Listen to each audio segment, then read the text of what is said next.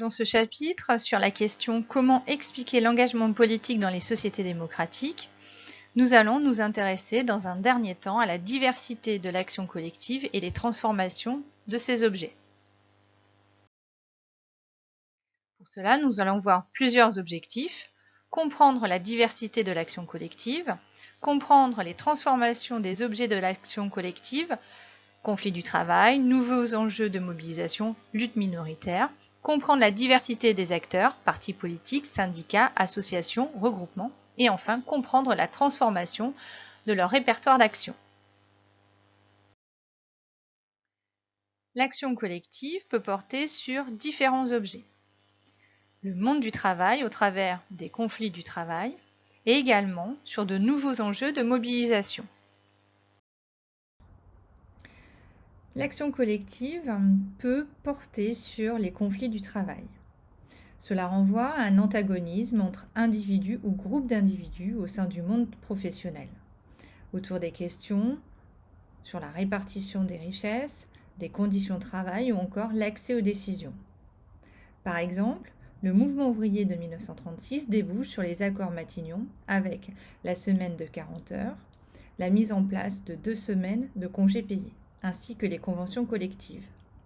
Autre exemple, en mai 68, le mouvement ouvrier va permettre, au travers des accords de Grenelle, l'accès à une hausse du salaire minimum de 35%, la mise en place aussi d'une 4e semaine de congés payés.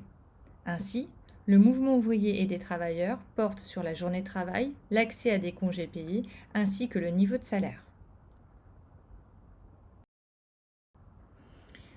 L'action collective peut également porter sur de nouveaux enjeux de mobilisation, à savoir des valeurs dites post-matérialistes selon la notion développée par Ronald Englehart. Les conflits, les actions collectives concerneraient moins la répartition des ressources, des revenus, des salaires ou le pouvoir, et davantage des questions liées à l'identité, la reconnaissance ou encore les droits culturels. Cela correspond à l'idée qu'après avoir satisfait leurs conditions matérielles, c'est-à-dire une dimension quantitative, les individus peuvent porter leur attention sur des revendications, des problèmes, enjeux, portant sur leur quotidien et favorisant leur épanouissement, à savoir alors une dimension plus qualitative. Ces nouveaux enjeux portent sur des demandes d'autonomie, de liberté ou encore d'amélioration de la qualité de vie, ainsi que la reconnaissance sociale et identitaire.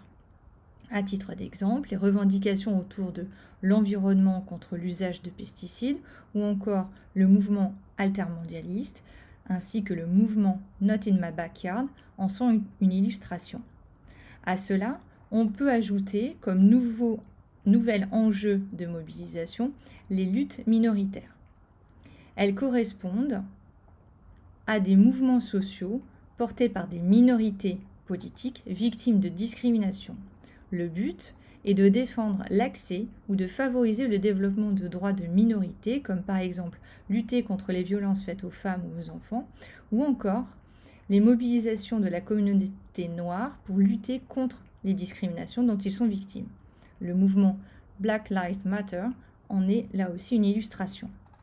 Cependant, la frontière entre les enjeux matérialistes et post-matérialistes n'est pas nette, car des revendications actuelles concernant l'égalité des salaires entre les femmes et les hommes montrent bien une dimension matérialiste dans ces nouveaux enjeux de mobilisation.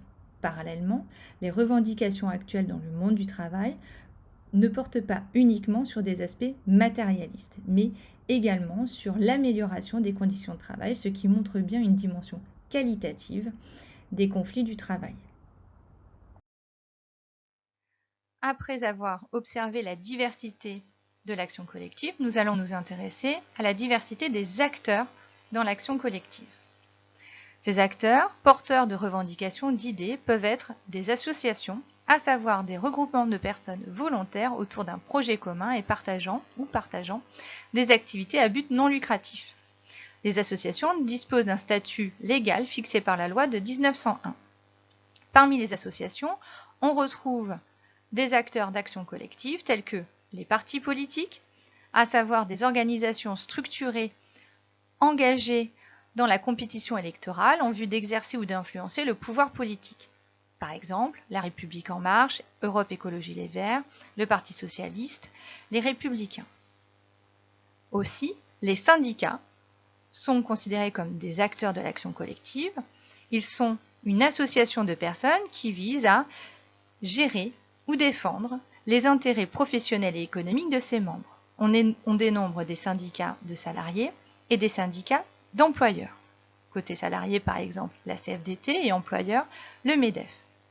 Enfin, parmi les associations, d'autres associations qui se mobilisent sur des enjeux sociétaux tels que la lutte contre la pauvreté, le sida, des associations féministes ou des associations LGBT+. À côté de ces associations, il existe les regroupements, qui sont, eux, moins institutionnalisés que les associations. En ce sens, ils rassemblent de manière non organisée des citoyens en vue de défendre une cause ou une idéologie. Les marches pour le climat en est un exemple, ou encore les Gilets jaunes. Il faut savoir qu'avec la transformation au cours du temps de la conflictualité, les acteurs comme les partis politiques et les syndicats ont une moindre audience pour porter les actions collectives. Les individus se mobilisent davantage au travers d'associations et de regroupements afin de faire défendre leur point de vue. L'exemple des Gilets jaunes en atteste, avec cette volonté de ne pas être affilié à un parti politique ou un syndicat.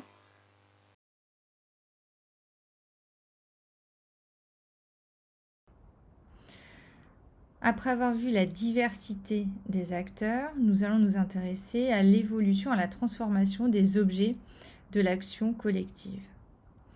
En effet, ces actions collectives se sont transformées au cours du temps. Initialement, les actions collectives sont dominées par des conflits du travail via des grèves nationales, des occupations d'entreprises, de locaux par exemple, mais également les mobilisations portent sur des revendications dites offensives, c'est-à-dire réclamant de nouveaux droits, de meilleures conditions de travail. Par contre, avec l'accès à des droits dans le domaine professionnel, améliorant les conditions de travail, mais également la fin des bastions ouvriers et la précarisation des emplois au cours du temps, alors les conflits paraissent moindres et ont changé de nature. Ainsi, via une baisse du nombre de jours de grève et une baisse du taux de syndicalisation, les conflits du travail paraissent diminuer. Mais parallèlement, ces conflits sont toujours présents, sous une autre forme et plus individualiste. En effet, les conflits sont plus à une échelle locale dans l'entreprise, comme une grève locale pour lutter contre la fermeture de celle-ci ou encore lutter contre les licenciements. Également, on observe des actions plus individuelles, par exemple le refus d'heures supplémentaires, des procédures au prud'homme ou encore l'absentéisme. Il s'agit alors ici d'actions plutôt défensives, c'est-à-dire de protection des acquis. Concernant maintenant les nouveaux enjeux de l'action collective. Ils ne sont pas apparus à partir des années 60-70. Ces enjeux portant sur des droits de minorité ou des valeurs environnementales, par exemple, existaient bien avant, mais restaient minoritaires, parce qu'ils n'étaient pas une priorité. Ainsi, le mouvement féministe ne date pas des années 60, bien au contraire, lors de la Révolution française, les suffragettes ont essayé de faire entendre leur voix en vain. Par contre, on peut considérer comme des nouveaux mouvements sociaux au sens où la place qui leur est faite à partir des années 60-70 est modifiée. Les valeurs post-matérialistes peuvent désormais éclore face à des revendications matérialistes satisfaites. Ainsi, les conflits portant sur des valeurs comme l'écologie, l'égalité, la culture, ainsi que les luttes minoritaires ont pris une place plus importante dans notre société. Ainsi, au cours du temps, les objets de l'action collective ont évolué avec une prépondérance sur l'objet du monde professionnel au départ, puis aujourd'hui davantage sur l'acquisition de nouveaux droits et l'évolution de la société. Ainsi, on assiste aujourd'hui à une juxtaposition des conflits portant à la fois sur des conflits du travail et également sur des valeurs post-matérialistes et les luttes minoritaires. Ainsi, les conflits du travail existent toujours, mais ont muté. Attention, une baisse du nombre de jours de grève à l'échelle nationale ne veut pas dire pour autant une fin du conflit du travail. Dans un quatrième temps, nous allons nous intéresser à quels sont les moyens à disposition des groupes protestataires pour se faire entendre. On parle des répertoires de l'action collective qui correspondent à la notion développée par Charles Tilly, c'est-à-dire l'ensemble des moyens d'action disponibles à un moment donné dans une société donnée. Cela signifie qu'au cours du temps, les répertoires mobilisés sont différents, ils évoluent. Pour cela, pour observer ces répertoires possibles, disponibles, pour mener une action, il va s'appuyer sur l'histoire sociale de la France et de la Grande-Bretagne depuis le XVIIe siècle.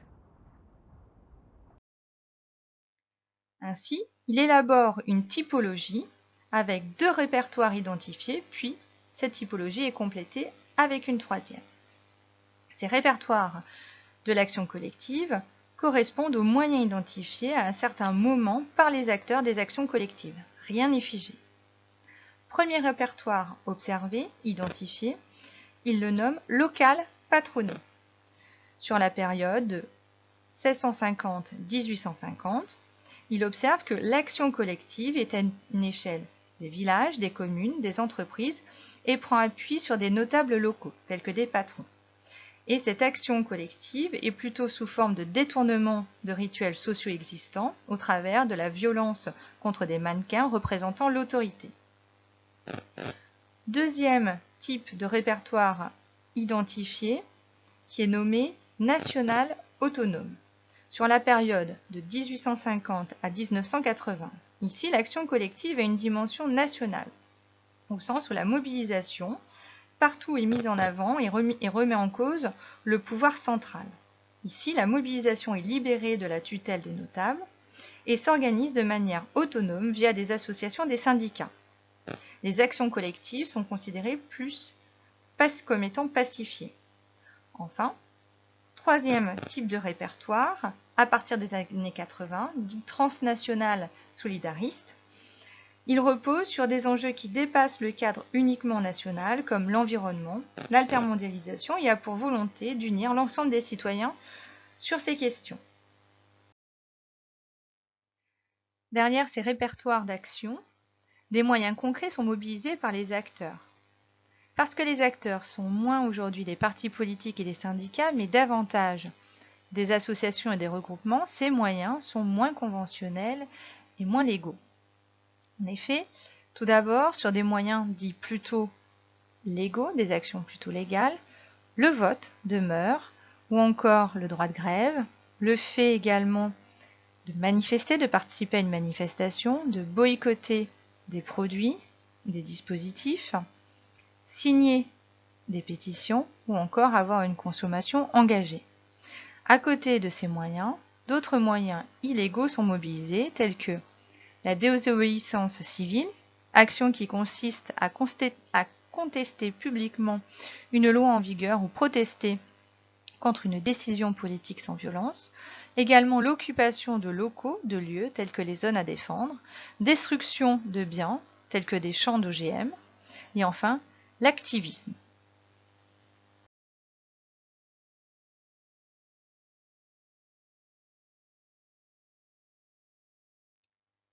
On observe que dans ces répertoires d'action, certes, sont standards si on prend le vote, la manifestation, la grève, la pétition. Mais force est de reconnaître que ces dernières années, les actions collectives ont évolué et reposent davantage sur l'usage d'Internet pour mobiliser, informer et agir. Également, on observe le rôle clé des experts, du droit et des médias. On voit alors ainsi apparaître des mobilisations innovantes, dites festives, ludiques, telles que des marches festives en faveur du climat, contre les violences faites aux femmes, l'occupation de lieux tels que Nuit debout, les ronds-points avec les gilets jaunes ou encore les ZAD.